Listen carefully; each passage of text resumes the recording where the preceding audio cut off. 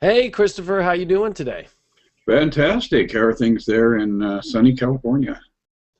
Oh, it is beautiful. I had a couple of the best days ever just recently. 90 to 5 degrees, just the blue sun, the sky. It's been beautiful. Yeah, it's advancing here in Wisconsin. We're up into the 60s now, which is thrilling for those of us in the Midwest, but it's been a slow spring. And I think we're going to have one of those weird summers because it seems like as Neptune continues to advance in Pisces, we're getting a lot of weird stuff going on with the weather. Yeah, we're starting to get that grand trine effect. As we were leaving this week we had when the moon come into Cancer and do that grand trine with Saturn and Scorpio and Neptune and Pisces. And I think that was a tiny little futuristic window look into what the summer's going to be like, what we went through this week, energy-wise. And I'm excited. For me, the moon in Cancer has been nothing but just, oh my gosh, my summer's going to go amazing. And so, it feels good, right? Cancer's all about feeling. Yeah, it definitely is feeling like things are building. And there is a certain element of waiting for the curtain to go up. We keep getting these brief pauses before the actual players get out on the stage. But I think as we see the sun on Monday upcoming move across that 29th degree of Taurus and advance into Gemini, that's when the curtain will really lift and the band will give us the music, and we'll see what the story is all about. Yeah, and that weekend that leads up to it is a little confusing with Mercury squaring Neptune as we come into this weekend. It's just like, what is going on? Like, are we building this life in the right way? All this last Taurus ditched effort, right, of like to build, right, to create, to manifest, to that earthly energy. Like, what is your worth? What do you have? One thing about Taurus is like, do you have the money? Do you have the confidence of what it takes? Do you have that worth? What is it that you have? And I think as we're stumbling into the weekend, as all the Mercury Gemini energy, Venus Gemini, Jupiter Gemini, there's all this activity that wants to happen, yet we don't even know which direction to take it all, I feel, with that Mercury squaring Neptune exact this weekend, right before we leave Taurus.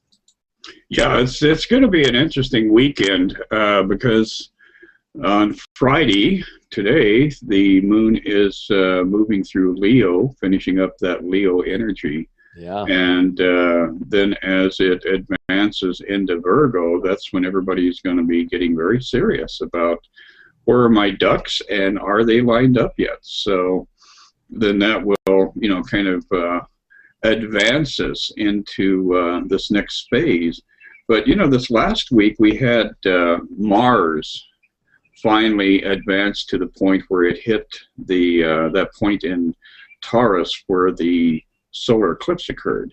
Yeah. And my sense around that is that that finally was the last logjam. And I think that people who are feeling anticipation and a little bit of frustration because things haven't been mobilizing, I think we're going to start seeing things really speed up now. That is an excellent analysis. I completely agree with you. That is the go point. Mars is the activator. And it's interesting to see on how I've been looking at charts for the last couple of years to go back and see the differences in the last couple springs. And usually Mars has been forward as we've been coming into springtime, which I think is interesting that this year we have the sun leading the way. We have Mercury, we have everything else leading the way, and Mars last. And Mars is used to being forward. And it's so interesting that Mars is last right now. But he's almost the caboose with like a little rocket pack pushing everybody in the right direction to keep us moving forward. So I think this is a very different springtime that we've ever come into with that Mars energy backwards like that. But you're right. So whenever all this stuff happens in our future, Mars will be at the end to push it into gear. Yeah, it definitely is. And the really good news is that Mars is advancing further and further away from that south node. Yeah. So, the South Node is always going to bring confrontation and identity issues and things like that to the table. And when you combine that with the Martian energy, you can easily talk yourself into a lot of boxed in ideas. And so that advance is going to be making things feel more and more comfortable as we move into the coming week. Believe me, I know. I've got my Mars in Scorpio 18 degrees, so I've been seeing the opposite side of things. But that South Node over there in Taurus is finally, we're through that point, and I think that is the point of, okay, now you move on. Like, we're totally all moved on, and we're getting ready for Gemini. I mean, Gemini is exciting. Things are quick. This is the whole big story that the universe wants to unveil, because Jupiter is, to me, the big encyclopedia. It is the, like, the total lesson plan. It is everything that we're trying to understand, and it's in a place that's in very small territory. Gemini, the very pin needles of this reality, and Jupiter is not used to having to scan every little detail. And here we are. I think we've all scanned every detail of our life so much that we're finally going to get the lesson plan coming up here. Yeah, absolutely. And what's really interesting is that once Mars joins the party in Gemini, we're going to have this cluster of energy there that will be squaring Neptune and Pisces, number one. Yeah. And number two, it'll be offline in relationship to Pluto over there in Capricorn, because it'll be in a space of being in conjunct. So it's going to kind of have some twitchy energy.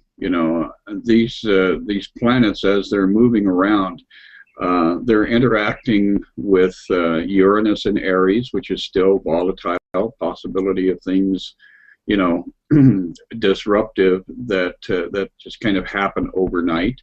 And then we've got Saturn sitting down there in Scorpio. So we've got another inconjunct going on. So very bizarre kind of vibes during the first part of the sun's entry into Gemini. Yeah, it is. I mean, that Uranus-Pluto square exact happens on May 21st. So, and that's the day the sun is, 1 degree, and we're really going to start to feel the effects of where in your life is the universe shaking the tree down. Like, Uranus-Pluto is a big shake in people's lives, and it's deep, and it's powerful, and it's subconscious, and it's also dealing with your courage. It's dealing with your ability to structure your life and have the courage to make it happen. I mean, it comes down to that very basic energy, is a newfound glory we must all find, and then a leaving behind of an old way of doing things. And that's hard, because Pluto is, even though it's transforming the rules in our life, the structure of our life, the goals we have, in order to be in more of a higher, glorious, more fiery, more passionate, more courageous, life forward. Pluto is an obsessive sign or planet, and it's obsessive, and we still want the control, though. We want to be able to, like, maneuver the ship in the right way, and it's going to take some courage in ways you've never thought possible to get through a Pluto-Uranus square, and that's where it can become difficult.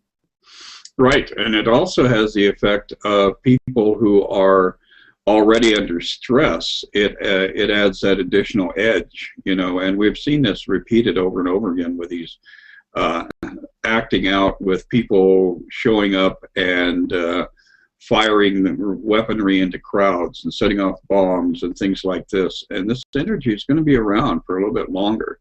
So if you know somebody who does have emotional issues, who is under a lot of stress, the thing to do is be proactive and be supportive of them in a positive way, and kind of give them the anchor that they need, because they can, go floating off into a very chaotic set of conditions. I've been using your term anchor with Saturn a lot. I have to give you salutations for that that description. And with Saturn in Scorpio, we are all anchored in our dark shit. Oh yeah, absolutely. It's like, so how funny that 2012 happened. I'm a big believer in December 21st, 2012, and I know you are too, Chris. And you know, I think it's interesting that the universe throws us with our anchors in our dark shit, you know, a Pluto-Uranus square to like force us to come into these new lives and all that. But no, what better way to get everybody to help each other out and to become in the age of Aquarius? I can't think of a better way God would do it. Like, I mean, that is just where it's at. We all have to help each other out. We all have to, you know, communicate. I think that's the whole lesson of Gemini right now is communication. Let's all let it out, and let's not let it out but forget about spirit, right? Neptune and Pisces. I think that's the lesson is if we're going to communicate, it might be challenging, but bring spirit to the table. And I think that's why spirituality, especially people who are in spirituality or practitioners or healers, you know, don't have this conflict because we understand the facts, but we make sure we listen to spirit. That's why I think we can get through this a little easier. But if you're having trouble in your life, it's as simple as that, realizing that you will not understand everything unless you add spirit to the equation. Yes, and unless you reach out to people around you and dialogue about what it is that's causing the fear or the confusion or, you know, stress appearing in all of its different manifestations.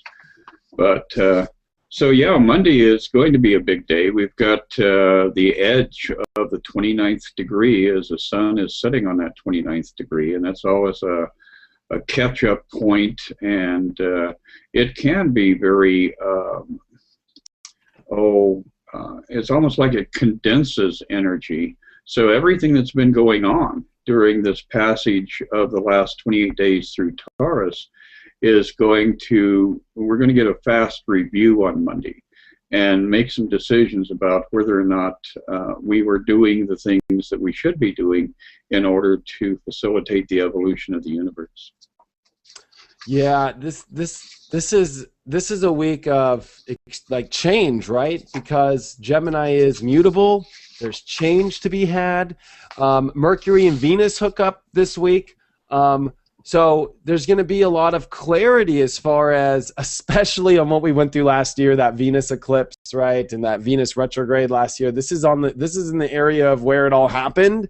So this is kind of bringing forth last year and events that happened, relationships. I mean, I think it's very important to really focus on the relationships. I think it's interesting with you and I, Chris, that last year, you know, you and I were talking and becoming friends at this point last year deeply, and here we are doing this now. And I would say that our friendship keeps peaking, and I think it's interesting for people to look in their life and really start to look at the relationship patterns to really start to understand what's been happening here in this May time. This May time, the universe did a lot of rearranging in destiny and in connections, and I think that we come into more clarity of that this week.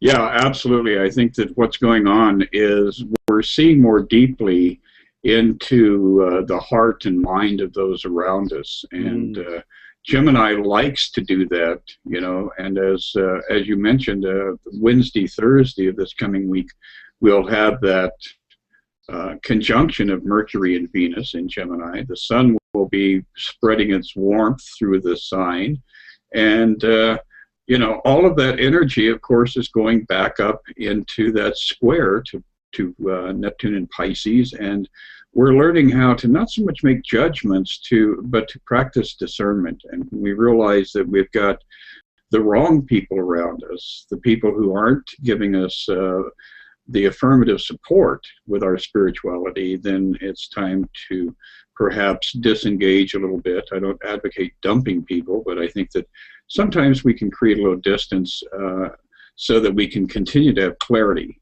in watching what's going on with those relationships.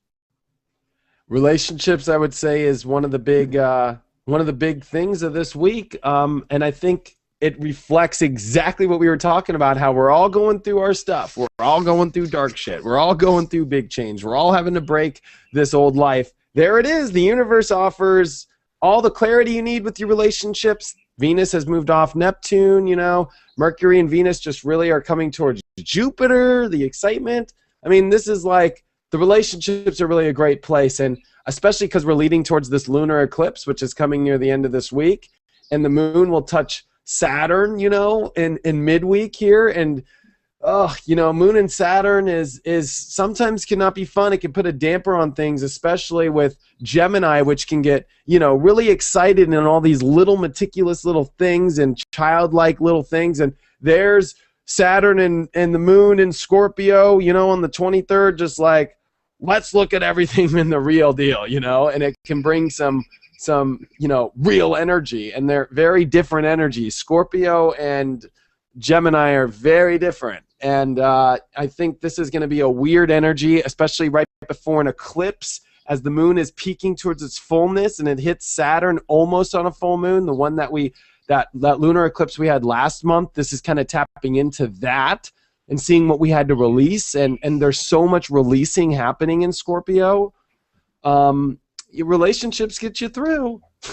Yeah, they're the ones that show up for you during those rough passages through life.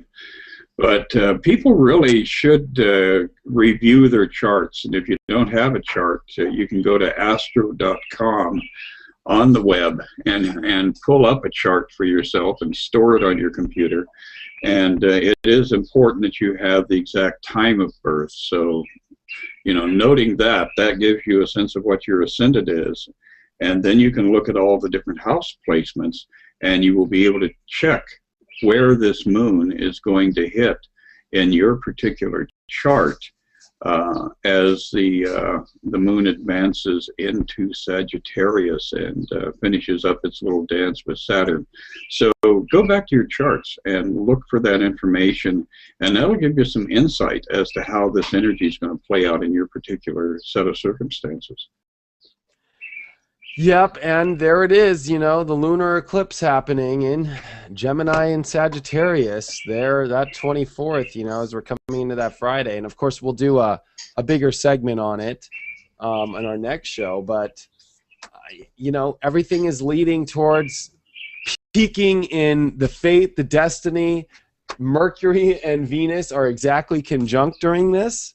So, and it's actually in conjunction with Jupiter. So there is a lot of positive, I feel, that is going to happen out of this eclipse. And, you know, pay attention to the events that lead up to it.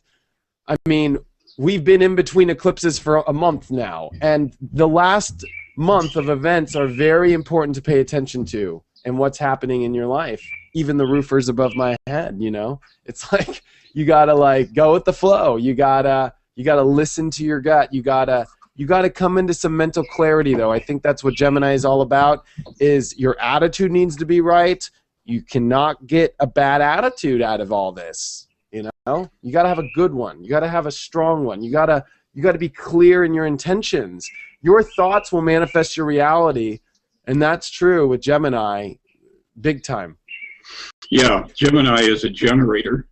Pardon me. And so you're going to have almost immediate manifestation as soon as the sun gets active in Gemini. So if all of a sudden, you know, you go outside and you've got a flat tire on the car, it's like, well, what the hell was I thinking about here? And how do I need to clean up what's going on in the back of my mind so I'm not creating these kind of situations that I have to stop and address? And that really is what all of the spiritual sciences are all about, is recognizing and taking this whole theme of victimhood back to that place where we can actually address it, because none of us are victims. We may be unconscious creators of chaos in our own life, but the truth is we are not victims. And so this can be a very important cycle for clarity and resolution about what am I creating in my life and how do I go about changing that. And, you know, change is the key to any mutable sign. Change, let go. I always look at astrology as like an airplane. Cardinal, you take off. Fixed signs, you keep maintaining on the flight. And mutable, tray tables down and ready to land. So it's like, right. Okay, like, it's time to move your tray tables up. You know what you want to go fly with. You know what you want to go start with. That's what Aries, Taurus, and Gemini is about, is almost like is setting the intention of the flight.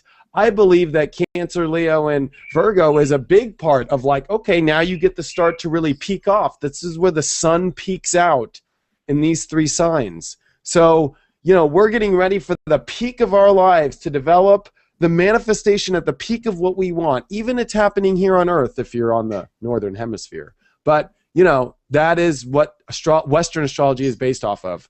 It affects you if you're on the south too, the same way. It's just, that's the system. And this system is about to start peaking in energy.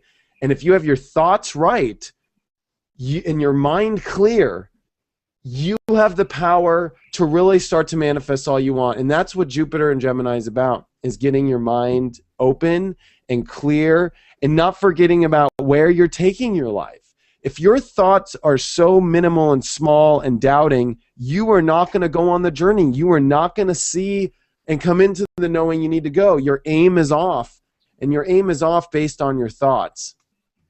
Very true. And what's going to happen is when this planetary party arrives in Cancer then, and Jupiter moves into Cancer, that's when we'll see the manifestation of all these things that we have put our intention into. So Cancer is going to be this huge cycle of birth, and if you have been, you know, doing all the appropriate inner work, the birth will be of something glorious. If you're not paying attention, you know, who knows? You may have Quasimodo as a child of yours that you have to address.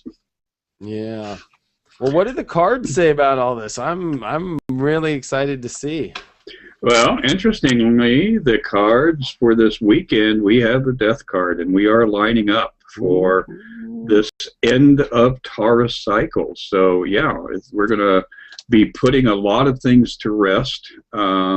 Virgo energy, you know, Moon in Virgo during the weekend, and that will be enshrined to Taurus. So a lot of earthy kind of energy manifesting and then filling out in Scorpio. Then the first of next week is the cycle of illumination, the student. So this is when we really want to start looking deeply into the content of our life. And of course, that's with the arrival of the sun in Gemini.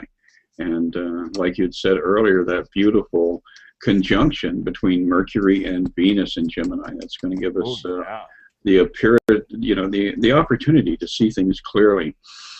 This is, interestingly enough, the card that comes up around this lunar eclipse.